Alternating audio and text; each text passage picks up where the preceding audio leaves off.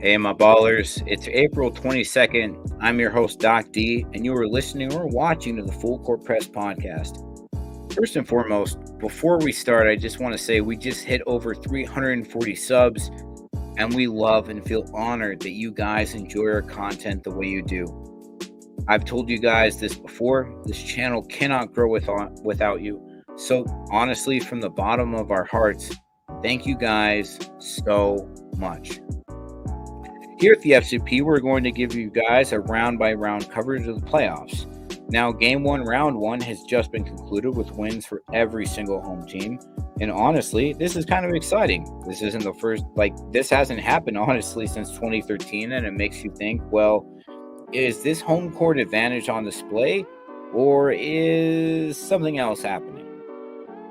Now, you guys are fans of basketball, so you know how the playoffs are. By the time you're watching this, Game 2 is going to be underway for a lot of these teams. So I'll try to make this quick and brief so we can get to Game 2, Round 2. And honestly, I can't wait to start with my favorite matchup, which should be everyone's favorite matchup, the Pacers and the Bucks. Now, to say these teams have bad blood is kind of an understatement. You have Tyrese Halliburton taunting Dame with the timepiece.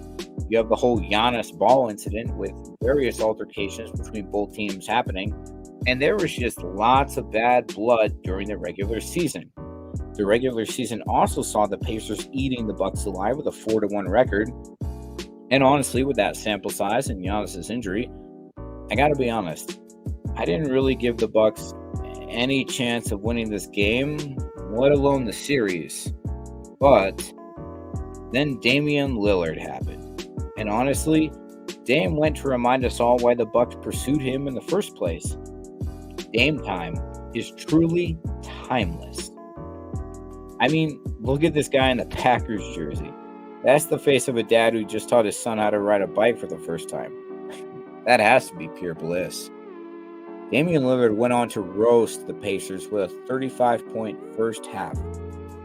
What's fun about that is this is the most in Bucks playoff history. While the Pacers were able to hold him scoreless in the second half, it really didn't matter too much as the rest of the Bucks proved their championship pedigree. But honestly, in my opinion, the tail of the tape wasn't Damian Lillard or the Bucks being savvy.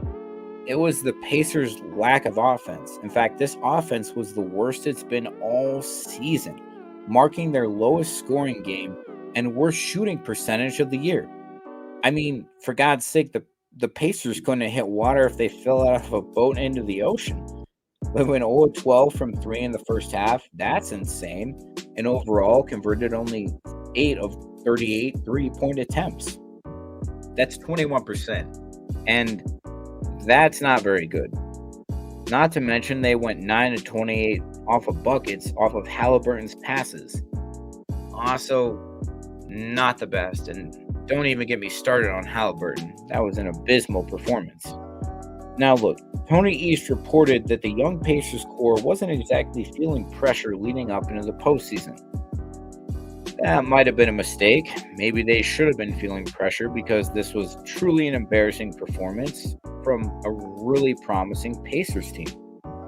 Honestly, in my opinion, this is why you don't poke the bear, or in this case, the timepiece. Lillard waved off the shade thrown by Halliburton during the in-season tournament, but reminded everyone that when you're having your moment, humility is always a must. Now, when I was watching this game, it wasn't just a humbling experience, but this was a full-blown dismemberment of the Pacers' mentality and honestly, their defensive inability. This team is super flashy and really fun to watch, but they're ranked 27th in defense.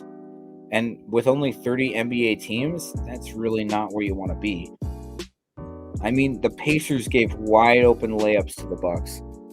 And I'm not really talking about AJ Green or Ty Washington or hell, even Pat Bev.